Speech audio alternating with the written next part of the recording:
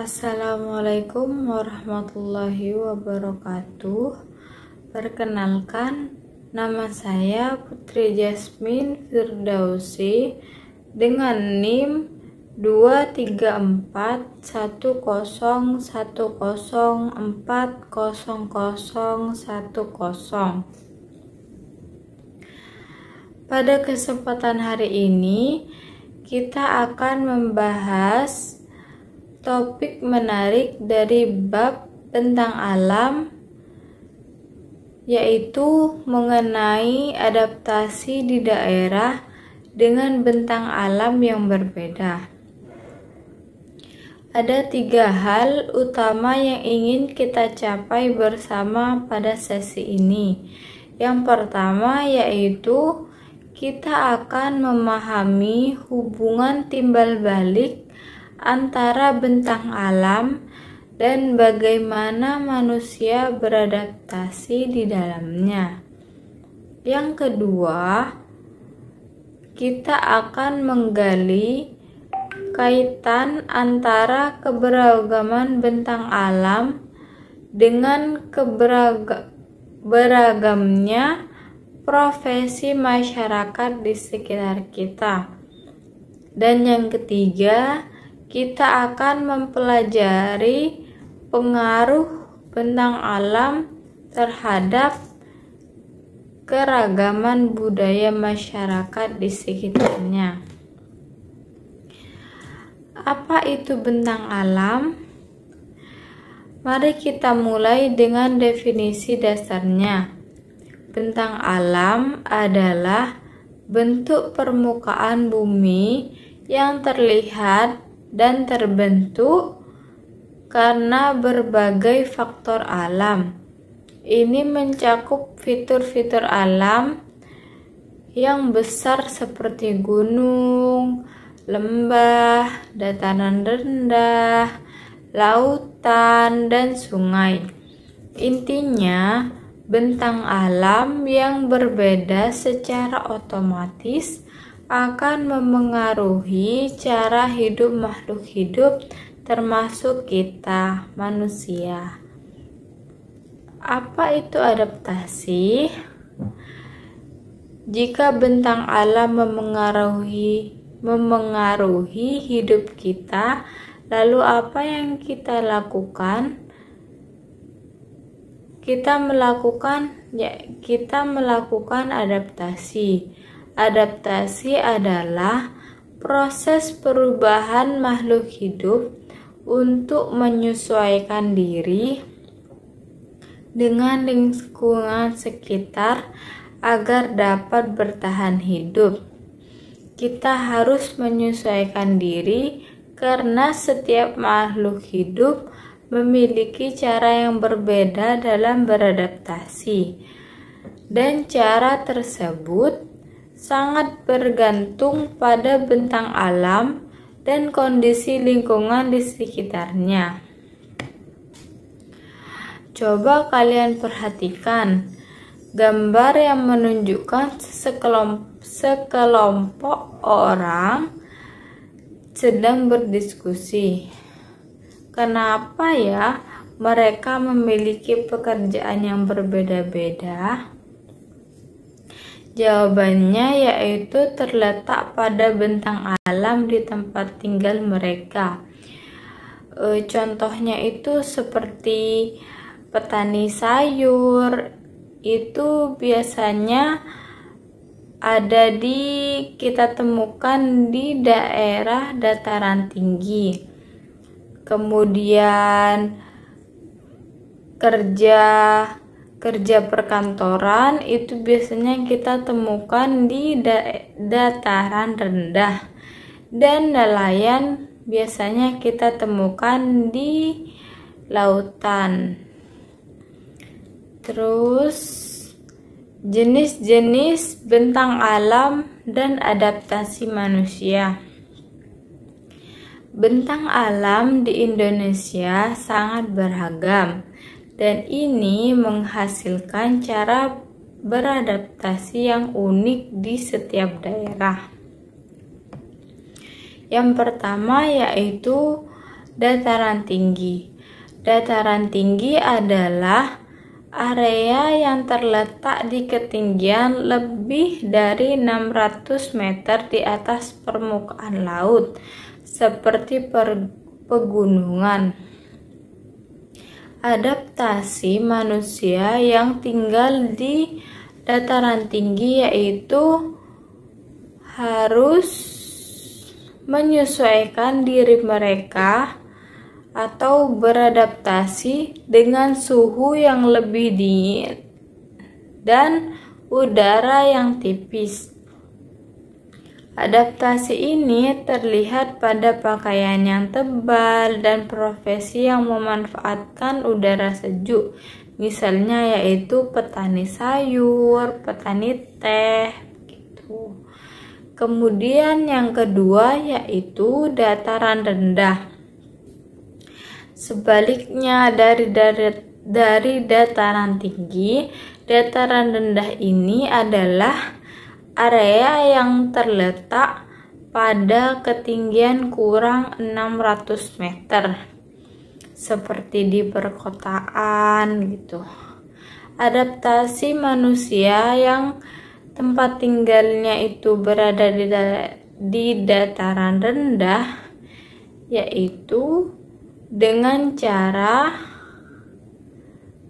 menyesuaikan diri dengan lingkungannya, yaitu dengan beradaptasi dengan cuaca yang panas dan kelembaban yang tinggi. Kalau di dataran tinggi kan dingin, jadinya harus berpakaian tebal. Nah, kalau di dataran rendah itu biasanya masyarakatnya itu menggunakan pakaian yang tipis atau yang cepat menyerap keringat karena panas. Yang ketiga yaitu gunung atau perbukitan. Gunung dan perbukitan memiliki formasi tanah yang lebih tinggi dan curam. Adaptasi manusia atau masyarakat di gunung dan perbukitan yaitu biasanya memiliki kebiasaan mendaki untuk memperoleh bahan pangan atau hasil alam. Yang keempat yaitu laut dan pantai. Laut dan pantai adalah wilayah yang dikelilingi oleh air seperti laut atau samudra. Nah, cara adaptasi manusia di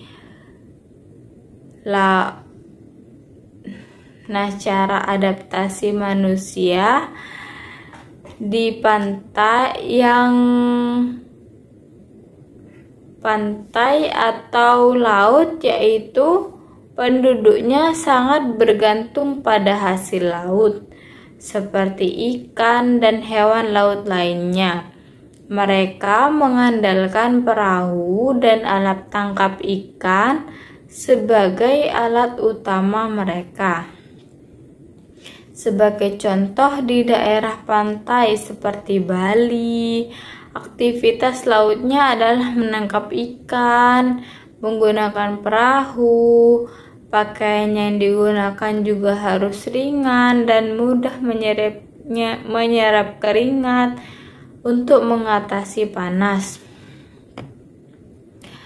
Materi selanjutnya yaitu bentuk-bentuk adaptasi manusia. Adaptasi manusia tidak hanya sebatas pakaian atau pekerjaan, tetapi terbagi